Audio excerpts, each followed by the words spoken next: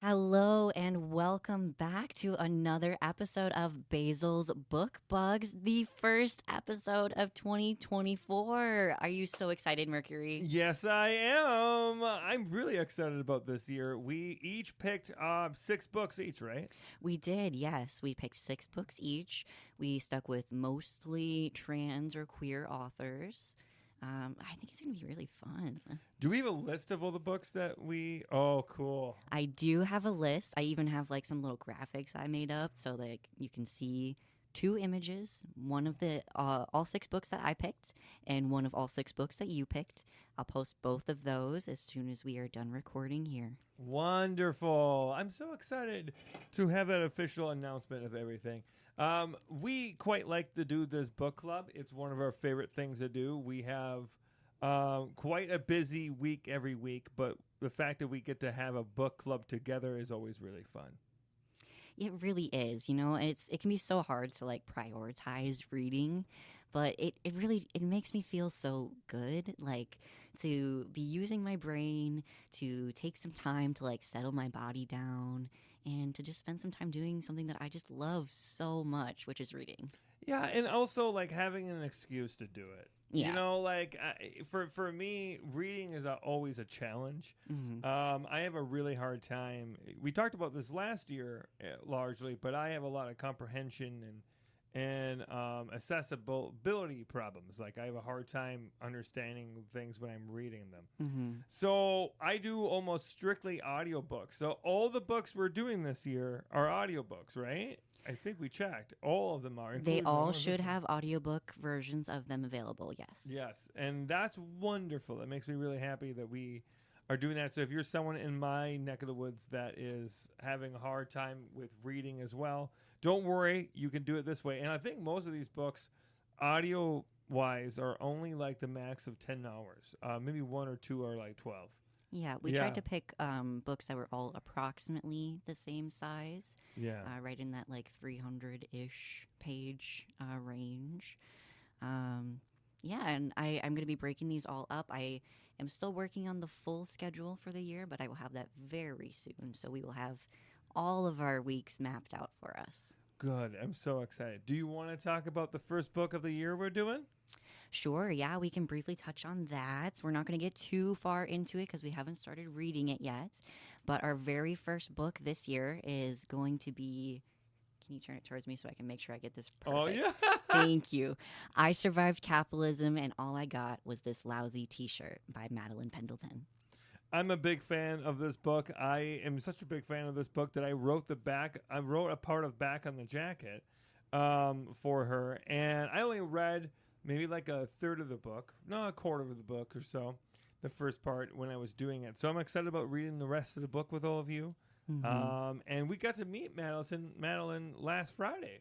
We did, yeah. We drove down to Chicago for her first book tour event.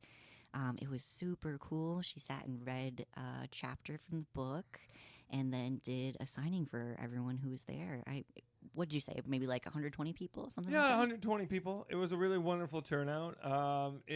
She was so surprised. She was so surprised that so many people came out to go see her. And It was so sweet. I think that's so funny because she's such a remarkable, intelligent, and Absolutely. also inspirational person. Mm-hmm. She was one of the very first people that I ever did a video about on TikTok. Oh, that's so cool. Yeah, she was like the third or fourth how-to video I did. She was asking a question on the internet about planking walls, and she didn't know what a plank wall was.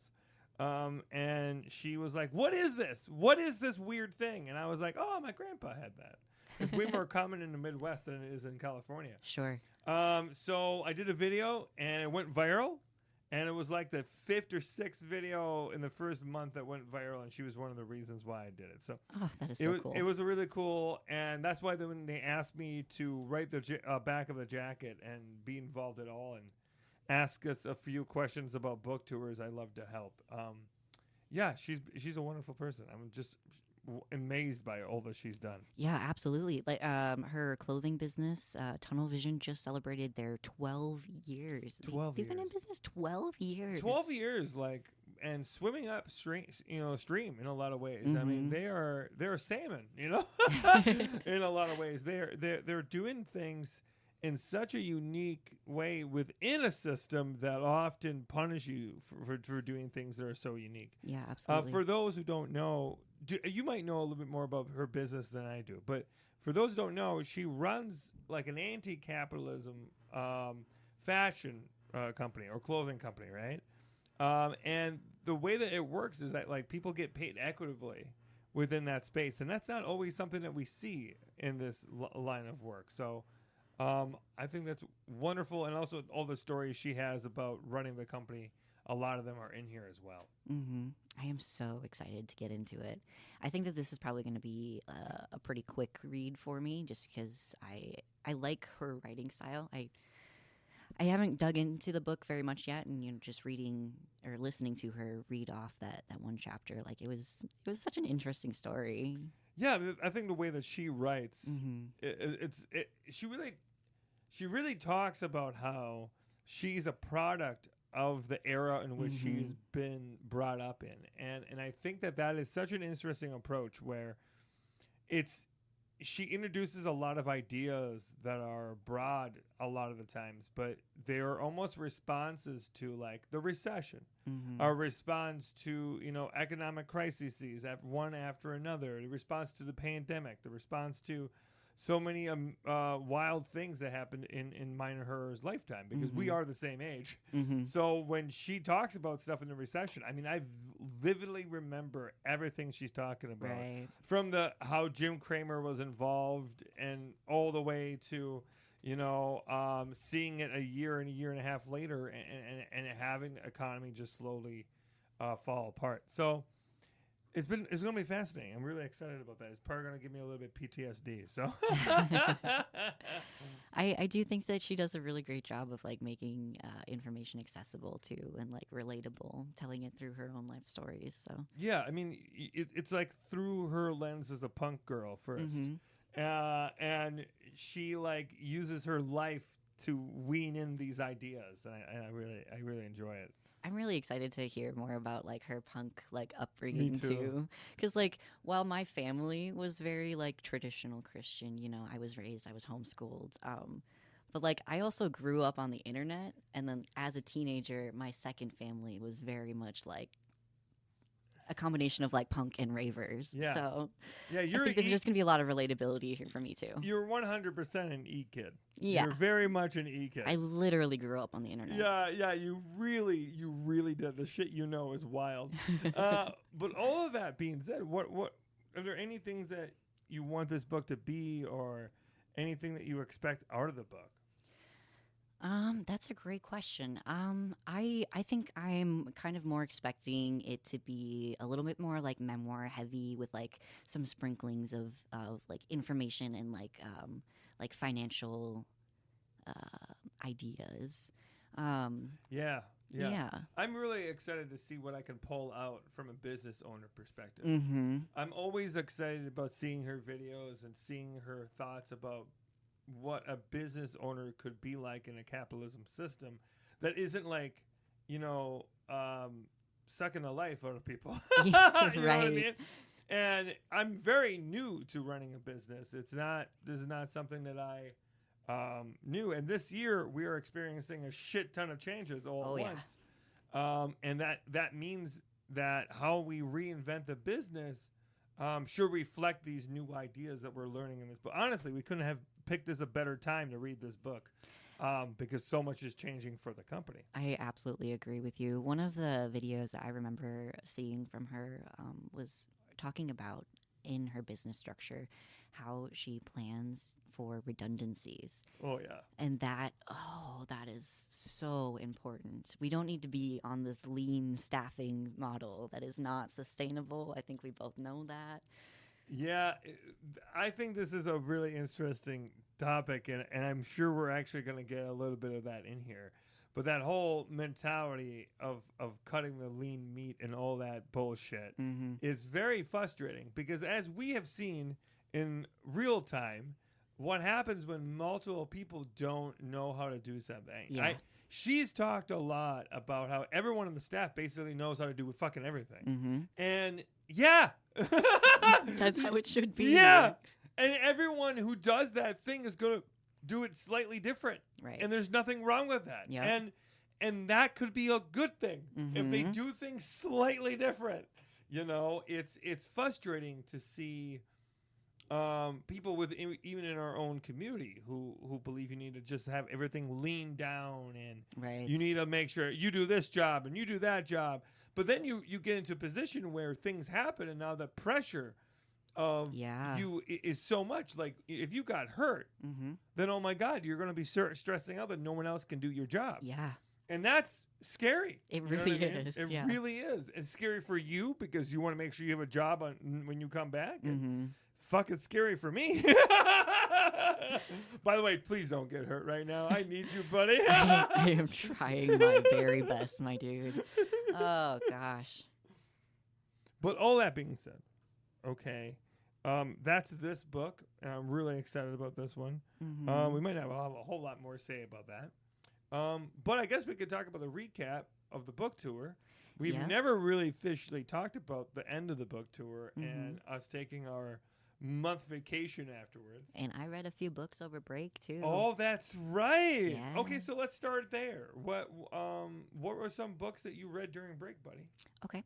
A couple of books I read over break. One that I just finished finally was Post-Colonial Astrology. I know that we've talked about this before on the podcast when I picked it up.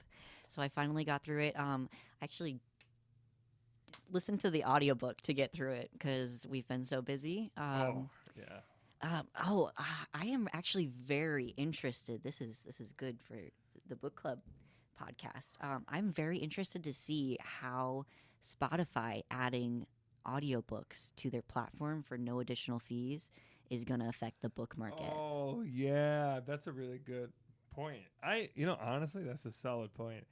How is TikTok market or shop going to affect the book market? Yeah. I these new things, man. And now we got an invested interest in it, right? Mhm. We just got our first royalty check over about to from the book. And How exciting. very exciting. I'm really excited to see what that would be like. You know, for those who don't know, you get like this advance, and in order to get royalties, you have to work that advance back. And we did that in the first quarter that the book was out, basically. And that's a very rare thing, especially with the advance that we got. We needed to sell like 40,000 books or something. And I think we smashed it. I think we sold damn near 80, but I don't know for sure. Yeah, that's something that's so interesting about being on this side of the book market that you don't actually think about, but we don't actually know how many books we've sold. We have no idea. And I like to peel that back a little bit for folks who are watching and listening, because it is a really fascinating world once you're in it, like how this works and how these books get made. Just listening to Madeline talk about how her book got made and how similar but contrasting some of it was is really interesting. I thought of something the other day after hearing Madeline talk. And, for us, we had to battle every component of this book because my editor would often kind of try to guide me in a direction that she wanted me to go in. And I thought about something. I think that the way that we should view this as authors, especially as content creators and who become authors, I think we need to view it that we should not be guided by the editor. We should be guiding the editor. And hearing Madeline talk, I mean, it's interesting how she feels like she really relied heavily on her editor. And I feel like my editor very much was the opposite of Molly really relied on me to kind of guide her in certain directions. It is a collaborative art form. Yeah. You can't do this. You can do this on your own. People have, but it's very fucking difficult. Yeah. And all the research and all the stuff we did in this book, I don't know how you would do it by yourself. So we may find out soon. But all of that being said, I thought that was an interesting tidbit of it. So So, did you read anything else? I did read some other books. I also read. Oh my god! Of course, now I'm forgetting all of the titles. Give me 2 seconds. 1, 2. You forgot. I started. I think it was Electric Idol. Is that what the title of this one? It was one of those spicy Greek. Oh yeah, I know what you're talking. Basil has been reading these very spicy Greek retellings of mythology, and they are very spicy. Very And spicy. I think you got the last one in this series. I did. believe. Yeah, it had And like just come out. We were in the van touring the country, and they said, "Oh, I got the book," and I'm like, "Oh shit, good for you, buddy." Cruel Seduction. Cruel Seduction. All Yeah, right. Kate Robert is the author. Are those the ones that you read then? Are those That was the latest one. It's number 5 in the series. cool? Dark Olympus is the entire series. Oh, Dark Olympus for those who are I'm looking into it. Yeah. Really fun. I read partially. I'm still working on it. The Killer of the Flower Moon. Okay. Now, for those who don't know, but I'm sure you do, it's this book was about the Osage tribe in Oklahoma, and they turned it into a movie that Martin Scorsese shot with Leonardo DiCaprio, and I wanted to learn more about the Osage, and I wanted to learn more about this time period and these awful things that happened. And I think it's important for us to seek that information out.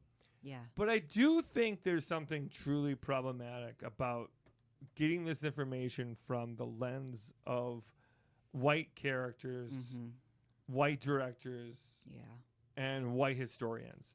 And I appreciate the information that's in this book, but sometimes I just feel like it's disconnected from the real human loss that these families and this is like possibly hundreds of indigenous people were killed, and it's a very good book, and I really am enjoying it, but it's reading like a history book, and that's my jam. Yeah. I do love good old absolutely. history book, but that might not be everyone's jam.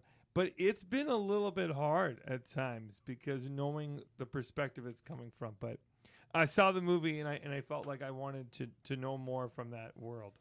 Have you read any other like history books like that? I probably have, but I can't recall. I think I might read more of that this year. I really like reading books that have a historical edge to it and all that. I really also listen to I can't look at it right now because we're using my phone, but I just re-listened to the entire audio book about Michael Jordan and him getting his 6 rings. And for those who don't know, I'm a huge sports fan, but only from the mentality of like history. I like sports history a lot, and like football and stuff too. I watch football, but I don't really watch basketball. I haven't watched a basketball game in like 15 years, but I love listening to Michael Jordan for some reason. Yeah, I'm very comforted by Michael Jordan. I love that for you. It's kind of very endearing. I also re-listened to a book that I had already listened to, and that was After the Revolution by Robert Evans. We had started it in the tour car. Oh, I don't know if you're yeah, familiar with that. yeah. Robert Evans, Behind the Bastards podcast. Right, correct. I'm a huge fan. Me too. I really love Robert Evans. I found him during the pandemic, like the first 2 months or so. When he did the Behind the Police series. That is when I found it. Yeah. That's when I started listening to I him, too. learned, that was when I first understood. He was the first person that led me down this train of realizing that police were constables and realizing that they were really instilled as, to protect property. Yep. And once I understood that, the rest was history. I always had a hang up on that. That was, no matter how much anti-racism work I did, I kept getting this hang up on what police were being used for, Mhm. right? But once I understood the long historical context of it, it's Right. almost it's undeniable. You Yeah, know, it's like it's so clear. you pull that thread and the whole thing comes undone. Mhm. So I really appreciated Robert Evans for having that podcast because Yeah. it was such a good one to listen to. And I also I listen to some of the other podcasts that are in the same like media group. So like It Could Happen Here. Something I really love that Robert has done is like he's surrounded himself with a bunch of trans people. I don't know if you've noticed. You can feel the edge though. You can Yeah. feel that trans energy within his content, and that's hard to explain to people who are Mhm. cisgender. But there's a certain way that trans people talk, especially radical trans people. There's a certain way that we talk and communicate that is very like Robert feels like one of us. I'm Yeah. not gonna lie. A little bit. I claim him as a part of the trans community. He's one of us. Okay. I also read one other book during break, and that was Hijab Butch Blues. Oh my God, so good, so good. What was this about now? So this one is like a nonfiction memoir type of story, written from someone who like is Muslim, and they are telling their own life story and relating it. Oh, to was this the some of book the- you and Danny listened to Yes, in we the started van? it in the van. Yeah. Yeah, that sounded good. It I was I so only heard good. passages, and it was so good and so riveting. Mm-hmm. I'm almost done with Desire. Oh, okay.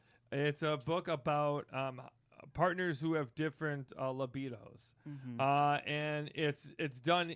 I mean, it opens up a lot of these psychology books. Don't in relationship books don't address trans people. Mm-hmm. And that is very difficult for a lot of reasons because trans people are intimate differently. A lot of us have different equipment, we'll say it that way, right? And our equipment works differently. Or we just relate to it differently. Oh, we just relate to it, yes. And when we're talking about cisgender heterosexual sex, and that's what usually a lot of these books are Mhm. about, it can be kind of like disheartening because it's like you're not actually addressing my issue. Yeah. There's a whole chapter or two about trans sex. And Wow. dude, it is refreshing as hell to listen to professionals and sexologists talk about sex in a way that relates to me, and in a way that really wonderful, great advice that really like makes me change my perspective on libido and Yeah. sexual energy and That's just so awesome. and how intimacy can be incorporated in ways that are really impactful for both people. And they're really fucking cool. I liked it a lot. Yeah, I really want to borrow that book from you eventually. Yeah, I think you would enjoy it too. I'm sure Yeah. I would. Yeah. But that being said, that's where I'm at. So I think do we unload all our knowledge on each other? We've got to. Oh my God! Let me just destroy everything here. We're getting pretty close, that's for sure. If we can end early, Yeah. I think it's okay too, because I think we did a really good job prepping people for the next book, but also talking about the tour a little bit. I mean, I guess before we go, we can say, so what was it like? I hate this question, but what was it like to do a 54 city book tour, my friend? I do not advise. No. That's for sure. I would not advise to do that. That was absolutely stupid. Why did we do that? Because a white man said we couldn't. Yeah, that is what happened. Someone told Mercury in one meeting that it's a little bit crazy for us to do that, and we're like, "Fuck you!" And then we went with 54. Yeah. I think it went really well, though. Yeah, it did. I mean, I think that it really proved to us how unstoppable we are.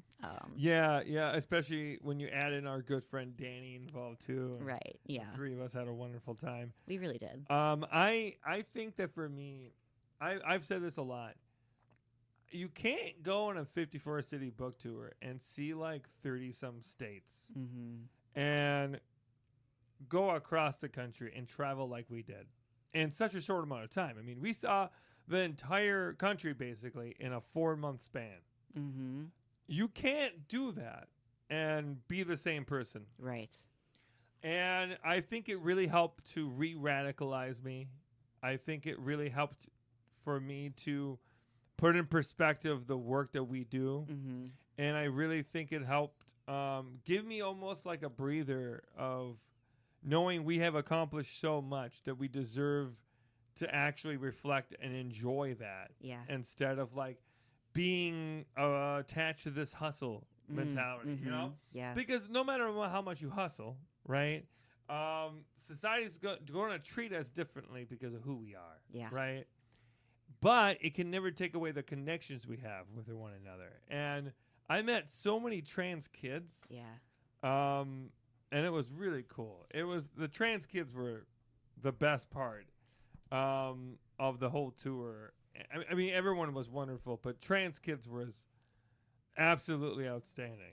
It was just so cool to see like community everywhere too. Yeah, sometimes we would go and the line would be so long, people would be like selling hot dogs or ice cream Mm-hmm. or making balloon animals in the line or, sharing stories in a line or becoming friends. Yeah, Multiple people so became many friends in people. the line.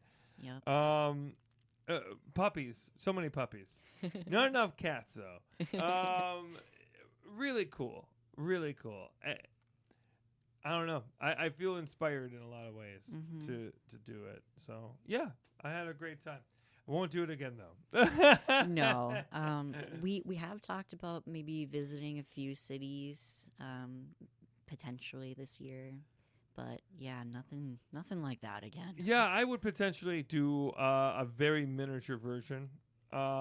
We've talked about doing a Canadian book tour at some point still. Mm-hmm. And we talked about going to Europe and doing some stuff in Europe. So Mm-hmm.